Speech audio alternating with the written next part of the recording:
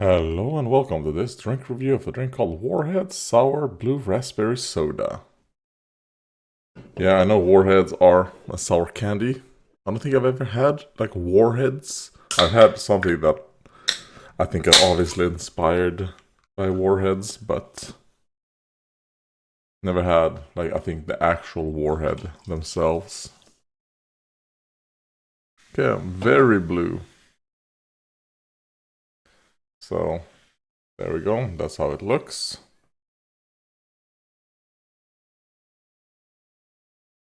That's an interesting smell. Like it is very like chemically. Yeah, I don't like that smell. Well, anyways, cheers.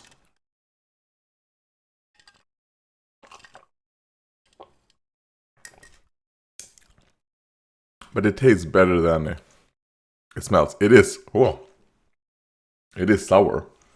But I like that. Actually, that's pretty pleasant. Yeah, I don't care. Yeah, so that was that drink review. Okay. Plans for today.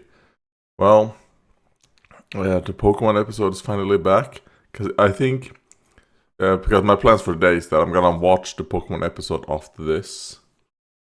And then probably take a shower and then rest. So that's my plans for today. Then maybe later on in the day, maybe I'll play some more on Automaton's Journey. Because um, I figured out how to find Mume. Thanks to Tokunosara, I decided, you know what? I'll watch the second episode now of her. I'm actually watching her live streaming at the moment, and she's in Marine's ship right now.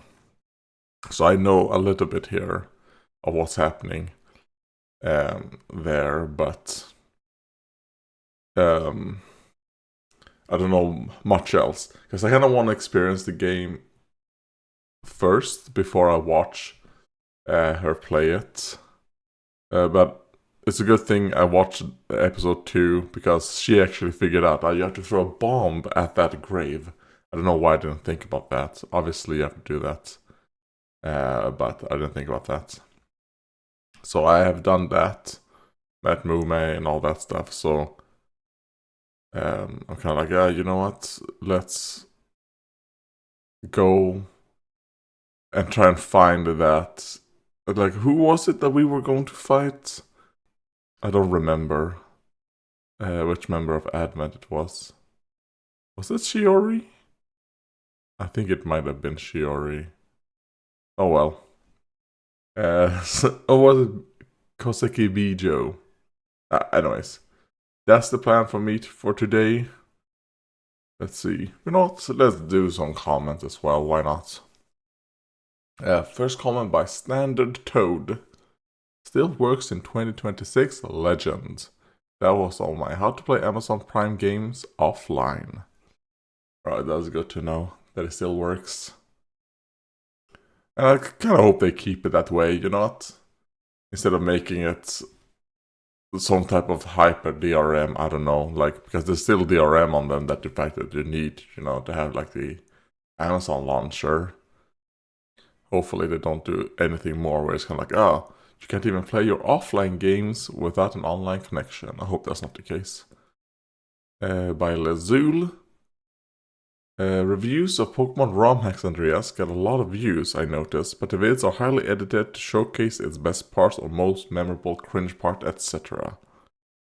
Yeah, I mean that's not something I would do. Like, because like I said, like editing is the worst part. I hate editing.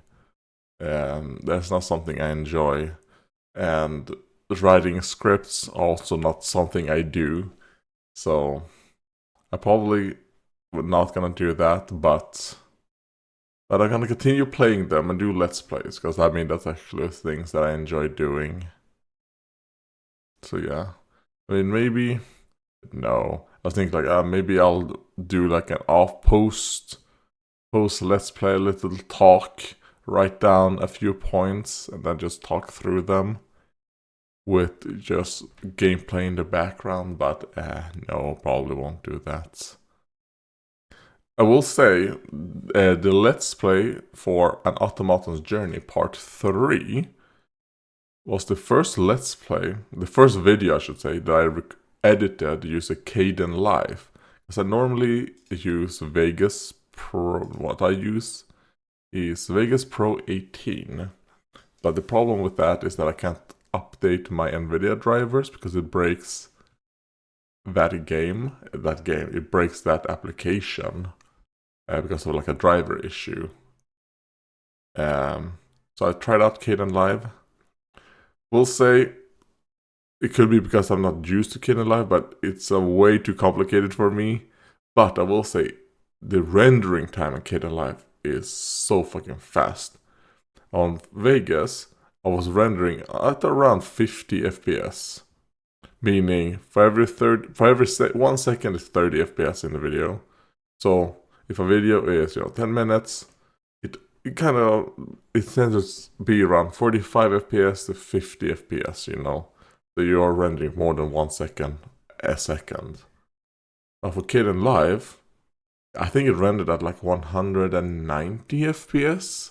It's like 3 times faster rendering. So if I'm able to, because I only use it once, I'm gonna continue using it mostly at the moment for just very, very simple, where it's kind of like just putting 2 clips together to try and figure out, well, how easy can I make it for myself? Because I will say that comparing Vegas Pro 18 to Kdenlive is infinitely more difficult, because in Vegas, I might actually make a video on that.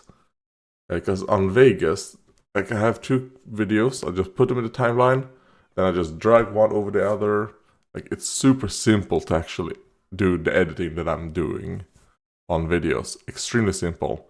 On Kdenlive, I was not able to figure out how to just overlap a video over the other with a transition. Like, that one just very, very harsh cuts and barely any cuts. It also is a lot harder to just do cut out certain parts, so and then just look at the timeline, because often that's how I do my cuts, is that I just look at the audio timeline, and if there is no audio or whatever, I'll just cut that part, and then if I do stuff like that, so because sometimes things have more editing than others, right? But that's something that seemed to be a problem with Kdenlive. It might have been easier if you just have one video and just edit that, but I don't know, like the interface, it could also be because I'm not used to it. I'm gonna slowly try and, do stuff. Because the thing is that if I'm gonna start transitioning to Linux, as an example, then I'm gonna have to learn, learn that, because Vegas wouldn't work then on Linux. So why not learn it, here on Windows while I'm still using it. Thank you for watching, and goodbye.